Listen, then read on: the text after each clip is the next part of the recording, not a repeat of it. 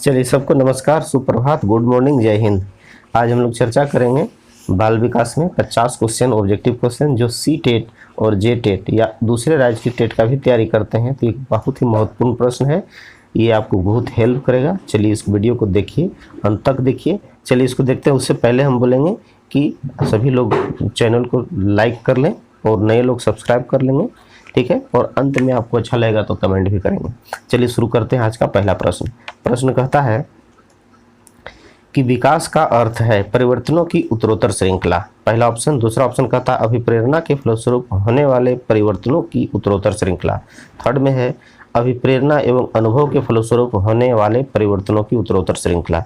चौथा ऑप्शन दिया हुआ है परिपक्वता एवं अनुभव के फलस्वरूप होने वाले परिवर्तनों की श्रृंखला। तो जिसमें देखिए विकास का सबसे सटीक अर्थ हमको क्लियर करता है ऑप्शन नंबर 3, जो हमको क्या कहता है कि अभिप्रेरणा एवं अनुभव के फलस्वरूप होने वाले परिवर्तनों की उत्तरोत्तर श्रृंखला को ही हम लोग क्या कहते हैं, विकास कहते हैं, ठीक है। चलिए देखिए दूसरा प्रश्न। दूसरा प्रश्न कहता है मानव अभिवृद्धि से तात्पर्य। बहुत ही सरल क्वेश्चन है ये और इसका आंसर सबको पता होना चाहिए एकदम, ठीक है। क्या कहता है कि मानव शरीर के आकार, भार एवं कार्य क्षमता में वृद्धि को ही हम लोग मानव अभिवृद्धि कहते हैं या अभिवृद्धि कहते हैं, ठीक है। लेकिन एग्जाम में हमको सभी ऑप्शन को देख के ही टिक फाइनल करना है, मैंने फाइनल आंसर का सिलेक्शन करना है। तो आप इसलिए ऐसा नहीं कि हम पहला ऑप्शन देख लिए उसी में आंसर हो गया, अगला कभी कभी ऐसा होगा कि पहला हमको लग रहा है अच्छा, उसको टिक लगा दिए, लेकिन हो सकता है उसका अगला आंसर भी हो सकता है। इसलिए हमको पूरा ऑप्शन देख के लगाना है। जैसे हम लोग दूसरा ऑप्शन में देख सकते हैं कि मानव ज्ञान के बढ़ना, व्यक्तित्व का विकास होना, आध्यात्मिक विकास होना, ठीक है। ये मेरा वृद्धि नहीं, ये विकास के अंतर्गत है। हमको क्या पूछा गया है कि हमको अभिवृद्धि पूछा है, इसलिए इसका आंसर पहला ही मेरा होगा। चलिए देखिए तीसरा प्रश्न। वृद्धि एवं विकास एक दूसरे के हैं, क्या हैं? एक दूसरे के विरोधी हैं, एक दूसरे के समान है या एक दूसरे के पूरक हैं? देखिए विकास और वृद्धि दोनों एक दूसरे के पूरक है, क्योंकि वृद्धि के बिना विकास नहीं होगा और विकास यदि हम लोग करते हैं तो उसमें वृद्धि भी सम्मिलित होती है, इसलिए एक दूसरे का ये दोनों पूरक है। चलिए देखिए अगला प्रश्न।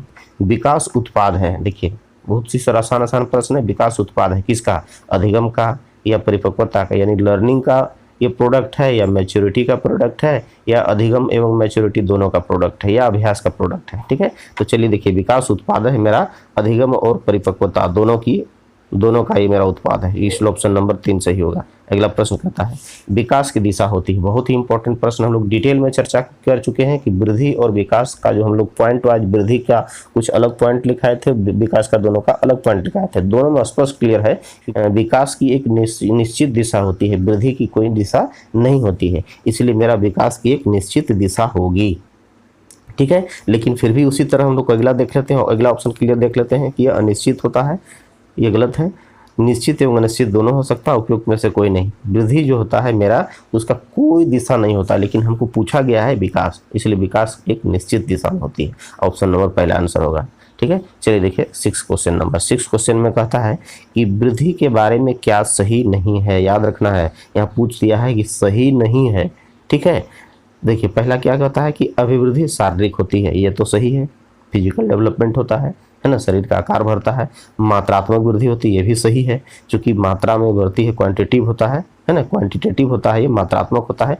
अभिवृद्धि मापनीय होती है, ये भी सही है कि अभिवृद्धि को हम लोग क्या कर सकते हैं, माप सकते हैं। क्या कहता है अभिवृद्धि जीवन पर्यंत चलने वाली प्रक्रिया, हाँ ये गलत मेरा है, क्योंकि वृद्धि मेरा एक लिमिट समय होता है, 18 साल के बाद हम वृद्धि नहीं करते हैं, इसलिए यही मेरा आंसर सही होगा, चौथा नंबर, यानी आंसर मेरा जो होगा ये होगा।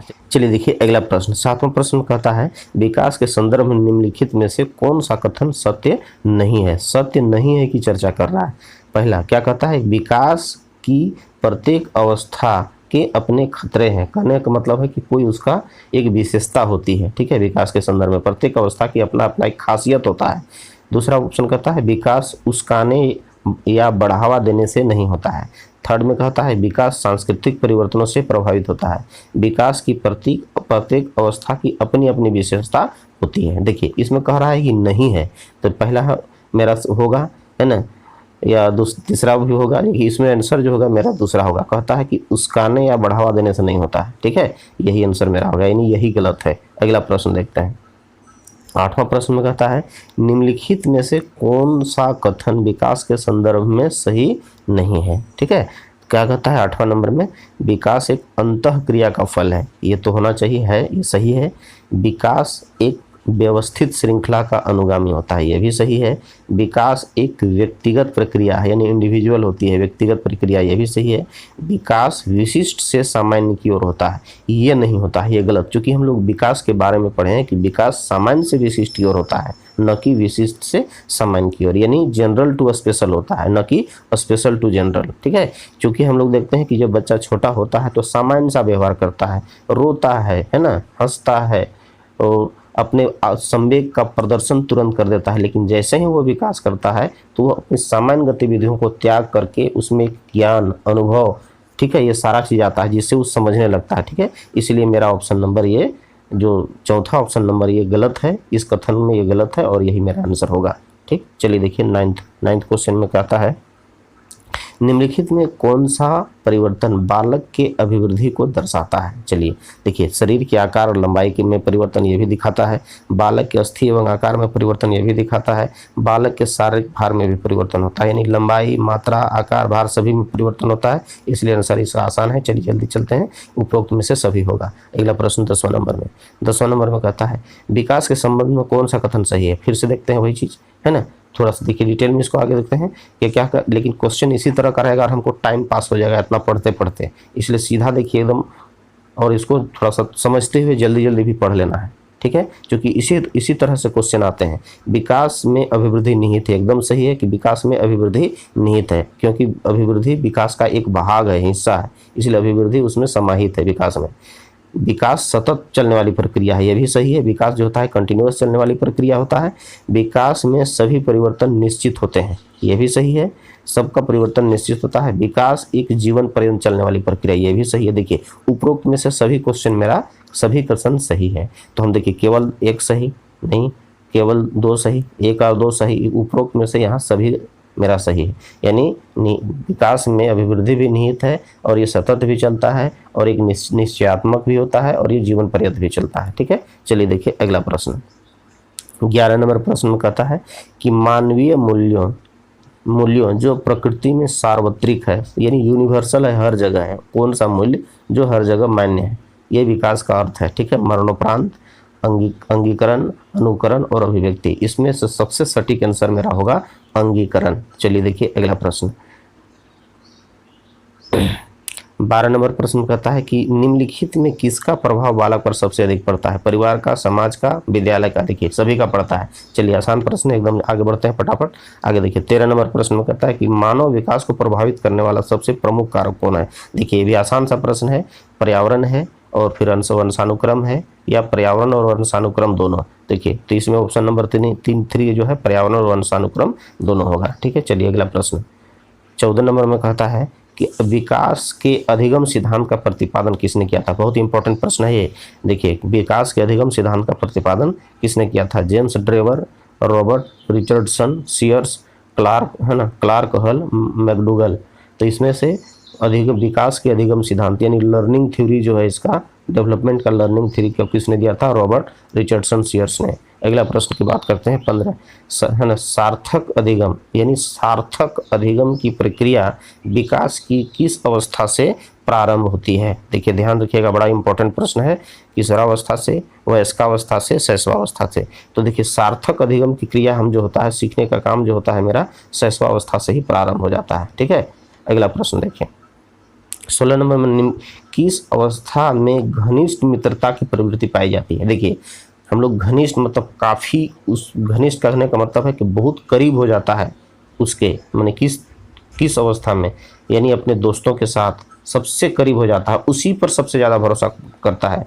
माता पिता, टीचर, जो शिक्षक जो कहते हैं उसका भी बात से ज़्यादा भरोसा उसको की प्रवृत्ति पाई जाती है, वो किशोरावस्था में आता है। पहला ऑप्शन ही मेरा सही होगा, क्योंकि किशोरावस्था ऐसा अवस्था है जो मित्र मंडली उसको ज़्यादा पसंद आता है और मित्रों पर ज़्यादा भरोसा दिखाता है, ठीक है। खासकर विपरीत लिंगों के प्रति और ज़्यादा मित्रता वो दिखाता है और उसका कहना मानना उस सर्वोपरि समझता है, यानी माता पिता से भी ज़्यादा उसी को समझा, उसी पर भरोसा होता है, उसी पर विश्वास होता है। ठीक है, बाल्यावस्था शैशवावस्था उपरोक्त में से कोई नहीं, यानी यहाँ पर हम लोग घनिष्ठ मित्रता की चर्चा किया है, इसलिए किशोरावस्था ही होगा। चलिए देखिए 17, निम्नलिखित में से कौन सा कारक बाल विकास को प्रभावित नहीं करता है? याद रखिएगा कि संस्कृति ये प्रभावित करता है, प्रजाति ये भी प्रभावित करता है, वृद्धि ये भी विकास को प्रभावित करता है। इसमें से जो क्वेश्चन लगता है कि सबसे जो होता है प्रभावित नहीं करने वाले में उसकी उपलब्धि होगा। चलिए देखिए अगला प्रश्न 18 नंबर में, मानव विकास की किस अवस्था में बच्चों के सीखने की गति सर्वाधिक होती है? देखिए बहुत ही इंपॉर्टेंट प्रश्न है। सीखने की गति सर्वाधिक, देखिए बाल्यावस्था, शैशवावस्था, किशोरावस्था, प्रौढ़ावस्था। तो सीखने का जो दर होता है सबसे ज़्यादा सीखता है बच्चा शैशवावस्था में। जो चीज़ रट लिया एकदम याद कर जाता है ना। जैसे जैसे आयु बढ़ता है उसका लर्निंग कैपेसिटी जो होता है, सीखने की कैपेसिटी घटता है। लेकिन शैशवावस्था एक ऐसा अवस्था है जो चीज़ उसको प्रेम से सिखा दिया जाए, दुलार से सिखा दिया जाए, ठीक है, प्यार से सिखा दिया जाए तो एकदम वो सीख जाता है। अगला प्रश्न देखते हैं 19वां नंबर में, बाल विकास की परिभाषा के अध्ययन का क्षेत्र कौन कौन है? पहले देखिए, मानवीय सामर्थ्यों में परिवर्तन का परीक्षण करता है, जीवन अवधि के दौरान व्यवहार की व्याख्या ढूंढता है, बच्चों को व्यस्त तथा वरिष्ठ नागरिकों के साथ तुलना करता है। देखिए, किसी बच्चे के संज्ञानात्मक, सामाजिक तथा दूसरे सामर्थ्यों का क्रमिक विकास के लिए उत्तरदायी होगा। ये सबसे सटीक आंसर एक अध्ययन के क्षेत्र में क्या होगा? ये होता है, क्या होता है? ऑप्शन नंबर डी होगा, जिसमें विभिन्न प्रकार के सामाजिक गुण है ना, संज्ञानात्मक विकास और दूसरे के सामर्थ्यों का भी ये क्रमिक विकास को उत्तरदायी होता है। चलिए देखिए अगला प्रश्न 20 नंबर प्रश्न में कहता है, निम्नलिखित में से किस अवस्था में बच्चा अपने समवयस्क समूह का सक्रिय सदस्य होता है? ये तो ऑप्शन होगा, देखिए किशोरावस्था, प्रौढ़ावस्था, पूर्व बाल्यावस्था और बाल्यावस्था। तो इसमें से देखिए हम फिर वही बात कर रहे हैं कि समवयस्क कहने का मतलब कि अपने समूह में, यानी अपने दोस्तों के साथ और एकदम काफ़ी करीबी रूप से मिलन भरोसा रखता है या उसी का समूह होता है, यह किशोरावस्था में होता है। ठीक है, वह आगे देखिए 21 प्रश्न नंबर 21 में क्या कहता है, संकल्पनाओं की व्यवस्थित प्रस्तुति विकास के निम्नलिखित किस सिद्धांत के साथ संबंधित हो सकती है? पहले देखिए, पहला ऑप्शन है विद्यार्थी भिन्न दरों पर विकसित होते हैं, विकास सापेक्ष रूप से क्रमिक होता है, विकास के परिणाम स्वरूप वृद्धि होती है, विकास विषम जातीयता से स्वायत्तता की ओर अग्रसर होती है। देखिए क्या कहता है कि संकल्पना की व्यवस्थित प्रस्तुति यानी सबसे सटीक प्रस्तुति क्या कहता है, विद्यार्थी भिन्न दरों पर विकसित होते हैं। ठीक है, चलिए अगला देखते हैं कि विकास सापेक्ष रूप से क्रमिक होता है। देखिए विकास जो होता है सापेक्ष रूप से क्रमिक होता है, यही आंसर मेरा सही होगा, क्योंकि जब भी हम विकास करते हैं क्रम से करते हैं, यानी क्रम से कहने का मतलब है कि बच्चा जन्म लेता है तो लेटा हुआ रहता है, फिर देखते हैं कुछ दिन के बाद वो बैठने लगा, फिर देखते हैं कुछ दिन के बाद वो कहता है खड़ा होना सीखा, इस तरह से खड़ा हुआ, फिर चला, दौड़ा, और इस तरह से एक क्रम से चलता है, न कि एक ही बार जन्म लिया और दौड़ने लगा। ठीक है, ऐसा नहीं होता है। इसलिए सबसे ज़्यादा देखिए विकास के परिणाम स्वरूप वृद्धि होती है, नहीं गलत है, वृद्धि के परिणाम स्वरूप विकास होता है। ठीक है, विकास, ये ऑप्शन नंबर मेरा 2 इसका आंसर होगा। चलिए देखिए अगला प्रश्न 22 नंबर में, निम्नलिखित में से कौन सा विकास का सिद्धांत है? पहला, विकास की सभी प्रक्रियाएं अंतः संबंधित नहीं होती है, ये तो गलत है।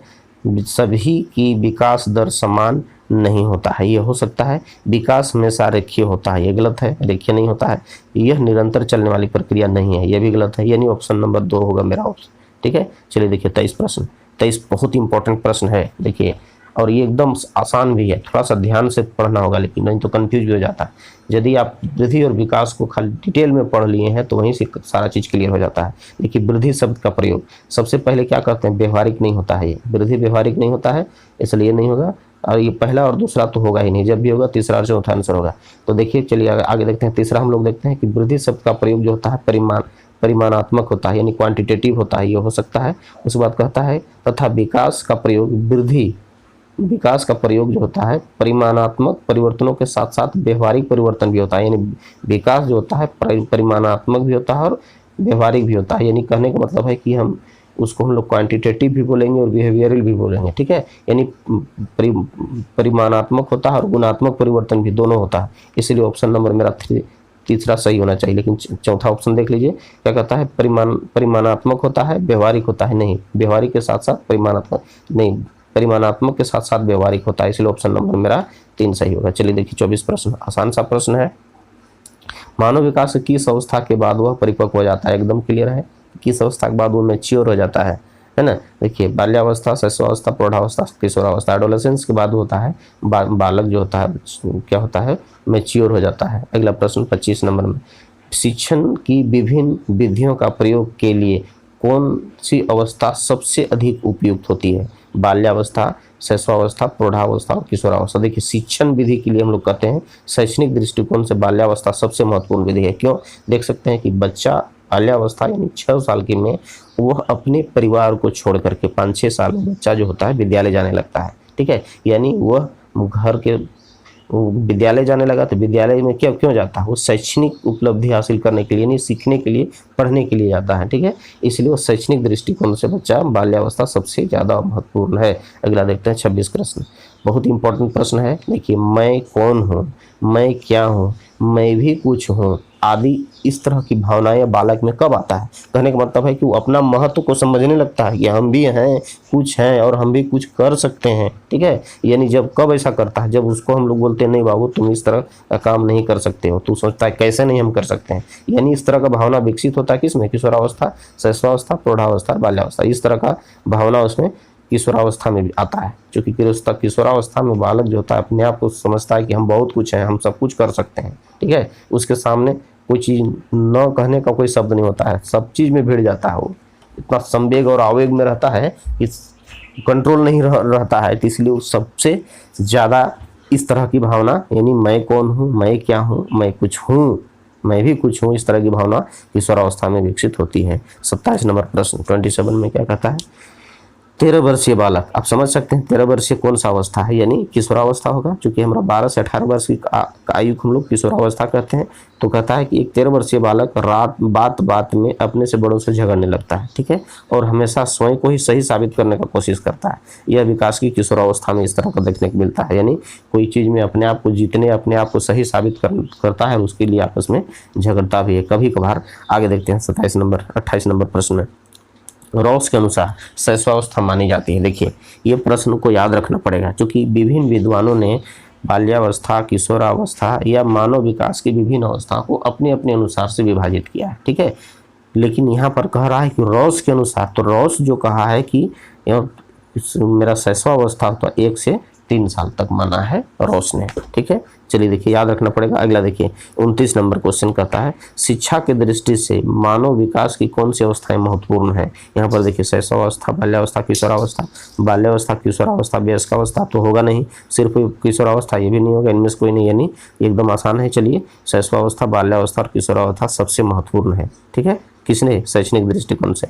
आगे बात करते हैं 30 का कहता है बालक 6 वर्ष में बाद के 12 वर्ष के दोगुना सीख लेता है। यह कथन किस मनोवैज्ञानिक का है। देखिए इस तरह का प्रश्न 1 क्वेश्चन 2 क्वेश्चन जरूर पूछेगा कि किस कथन दिया रहेगा, बोलेगा कि यह किसके द्वारा कही गई है, ठीक है।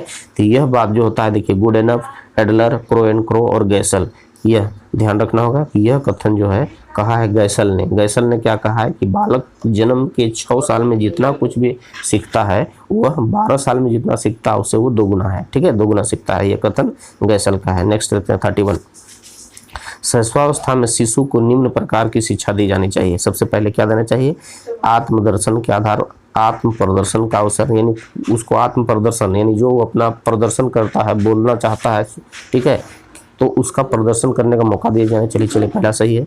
चित्रों और कहानियों के आधार पर यह भी सही है। विभिन्न अंगों की शिक्षा, यानी शरीर क्या है और शरीर के विभिन्न अंग क्या है, उसके क्या क्या कार्य हैं, सभी की शिक्षा दी जानी चाहिए, यानी उपरोक्त में से इसका सही होगा आंसर। चलिए देखिए 32 में बहुत ही इंपॉर्टेंट प्रश्न है यही, है नहीं, और ये यदि आप ट्रेनिंग किए हैं वहाँ भी इस क्वेश्चन को एकदम पढ़े होंगे कि स्पष्ट स्टेनले हॉल ने किस अवस्था को बड़ी संघर्ष, तनाव, तूफान का अवस्था कहा है। एकदम चलिए गर्भावस्था में नहीं, शैशवावस्था में नहीं, बाल्यावस्था में नहीं, किशोरावस्था में ऐसी दृष्टि या इस तरह का लक्षण होते हैं, इसलिए इसका 32 में 4 आंसर होगा। चलिए अगला प्रश्न बहुत इंपॉर्टेंट प्रश्न है ये। चलिए देखिए 33, किशोरावस्था कठिन काल कहा जाता है, ठीक है, किशोरावस्था को कठिन काल कहा जाता है। शारीरिक विकास में तीव्रता के कारण मूल्यों, आदर्शों, संवेगों में संघर्ष के कारण। ठीक है, पहला भी सही है, दूसरा भी सही है। आवेगों और संवेगों में परिवर्तन के कारण। ठीक है, यानी जो भी ये भी सही है ऑप्शन, इसमें से सब होगा आंसर। ठीक है, डी आंसर सही। चलिए देखिए 34 में कहता है किशोरावस्था की मुख्य विशेषता है काम शक्ति की परिपक्वता। चलिए ये भी सही है। स्वतंत्र एवं विद्रोह की भावना, एकदम सही है। जीवन दर्शन का निर्माण, यानी ये भी सही है। उपरोक्त में से सभी होगा। चलिए देखिए 35 में कहता है किशोरावस्था के विकास के सिद्धांत है, याद रखिएगा। त्वरित विकास का सिद्धांत, इंपॉर्टेंट प्रश्न। फिर देखते हैं क्रमिक विकास का सिद्धांत, उपरोक्त में से दोनों, इनमें से कोई नहीं। तो यहाँ पर देखिए हम त्वरित विकास का भी सिद्धांत और क्रमिक विकास का सिद्धांत, ये दोनों है, यानी उपरोक्त में से दोनों होगा। आगे देखते हैं 36 पता है विकासात्मक कार्य का प्रत्यय दिया है। कौन क्या दिया हुआ है? देखिए चार्ल्स डार्विन ने दिया है, डाल्टन ने दिया है, फ्रायड ने दिया है, हेविंगहर्स्ट ने। यानी क्या है कि देखिए विकासात्मक कार्य का प्रत्यय कौन दिया है? हेविंगहर्स्ट ने दिया है, याद रखिएगा इसको। चलिए देखिए अगला प्रश्न 37 कहता है किशोरावस्था आरंभ होता है। बहुत ही आसान प्रश्न है। आरंभ होता है यानी शुरू होता है 11 वर्ष की आयु से, 12 वर्ष की आयु से, है ना, 8 वर्ष की आयु से या 16 वर्ष की आयु से। तो पहला देख लीजिए, है ना, 37 जो होता है किशोरावस्था मेरा प्रारंभ जो हो जाता है 12 वर्ष की आयु से, यानी 11, है ना, 6 से 12 साल तक मेरा क्या होता है? बाल्यावस्था होता है। 12 साल की आयु से 18 साल की आयु तक मेरा किशोरावस्था चलता है, इसलिए प्रारंभ क्या होता है? ये 12 साल से प्रारंभ हो जाता है। अगला प्रश्न 38 किशोरावस्था की चारित्रिक विशेषता है। क्या विशेषता है? देखिए समायोजन का भाव। चलिए देखिए मानव धर्म का महत्व, संस्कृति और सभ्यता का संरक्षण, उपरोक्त में से सही। देखिए समायोजन नहीं कर पाता है बच्चा, ठीक है, उसके संवेग और आवेग इतना तीव्र होते हैं कि कंट्रोल से बाहर हो जाता है वो। मानव धर्म का महत्व को समझने लगता है, पूजा पाठ में ध्यान देता है ज़्यादा। ठीक है, संस्कृति और सभ्यता का संरक्षण का भी ज्ञान उसमें हो जाता है। उपरोक्त में से सभी होगा आंसर। चलिए देखिए 39 शैशवावस्था में संचयित काल किसे कहते हैं? ये एक इम्पॉर्टेंट प्रश्न है। पर संचयित काल इसमें जन्म से लेकर प्रथम जन्म से 3 साल की अवस्था को ही संचयित काल कहते हैं। देखिए 1 से 3 साल, 2 से 5 साल, 3 से 6 साल, यानी संचयी काल कहा है। तो संचयी काल याद रखिएगा, जन्म से लेकर के यानी 0 से लेकर 3 वर्ष के काल को कहते हैं। 39 हो गया। चलिए देखिए 40 प्रश्न कहता है किशोरावस्था की रुचि में अस्थायित्व किस काल में आता है? यानी उसके रुचि में अस्थायित्व किस काल में आता है? 40 प्रश्न कहता है देखिए 12 से 14 साल, यानी 13 से 15 साल, 14 से 16 साल या 16 से 18 साल। देखिए अस्थायित्व की बात करते हैं। किशोरावस्था जब चढ़ता है आदमी को, शुरुआत होता है, किशोरावस्था की शुरुआत होता है तो एकदम संवेग आवेग काफ़ी उसमें, है ना, वो अस्थायित्व में नहीं रहता है। ठीक है, लेकिन जैसे ही किशोरावस्था को पूरा कर लेता है, यानी किशोरावस्था का अंतिम काल में वह अपनी मैच्योरिटी को यानी अस्थायित्व को क्या कर लेता है? वो प्राप्त कर लेता है, परिपक्वता को प्राप्त कर लेता है। इसलिए ऑप्शन नंबर मेरा 4 सही होगा। चलिए 41 शैशवावस्था की विशेषता नहीं है। चलिए देखिए शारीरिक विकास में तीव्रता नहीं, सही है। शारीरिक विकास में तीव्रता होती है। दूसरे पर निर्भरता, ये भी सही है। मानसिक विकास में तीव्रता, ये भी सही है। मानसिक विकास में काफ़ी तेजी से बढ़ने लगता है। देखिए छोटे छोटे शब्दों से लेकर बड़े बड़े शब्दों का उच्चारण प्रारंभ कर देता है। नैतिकता का भाव यहाँ होता है, यानी इसमें भी नैतिकता की भावना का विकास जो होता है यहाँ नहीं होता है। जो यहाँ पर हमको नहीं पूछा है, तो नैतिकता का विकास क्या होता है? इसमें नहीं होता है। ठीक है, शैशवावस्था में। अगला प्रश्न देखते हैं 42 में क्या कहता है? बचपन के है ना सांप्रतिक दृष्टिकोण की मान्यता है। याद रखिएगा, इंपॉर्टेंट प्रश्न है। बहुत तरीके से बच्चे प्राप्त वयस्कों के बराबर होते हैं। बच्चे को युवा प्राप्त वयस्कों के रूप में सबसे अच्छा माना जाता है। बचपन आधारित रूप से प्रतीक्षा अवधि है। ठीक है, बचपन वृद्धि एवं परिवर्तन की एक अनूठी अवधि है। 42 देख लीजिएगा, बचपन जो होता है मेरा बचपना क्या होता है? वृद्धि और परिवर्तन का एक अनूठी अवधि है। ऑप्शन नंबर 4 सही होगा। चलिए देखिए 43 में कहता है शिक्षा मनुष्य की जन्मजात शक्तियों का स्वाभाविक शिक्षा। देखिए 43 प्रश्न कहता है कि शिक्षा मनुष्य की जन्मजात शक्तियों का स्वाभाविक समरस व प्रगतिशील विकास है। यह कथन किस विद्वान ने दिया है? 43 देखिए प्लेटो ने, रूसो ने, अरस्तु ने। पेस्टालोजी इस परिभाषा को दिया है, इंपॉर्टेंट है, इसको याद रखना होगा। ठीक है, देखिए 44 प्रश्न कहता है मानव की अभिवृद्धि एक निश्चित आयु तक, मानी जाती है। बात तो सही है। चलिए देखिए, हम मानी जाती है किस अवधि तक, 10 वर्ष, 18 वर्ष, 40 वर्ष और 60 वर्ष। वृद्धि की चर्चा कर रहा है। तुम लोग को पढ़ चुके हैं डिटेल में कि वृद्धि मेरा कहाँ तक होती है, गर्भावस्था से लेकर 18 वर्ष की, यानी 18 वर्ष होगा। अगला प्रश्न देखते हैं 45।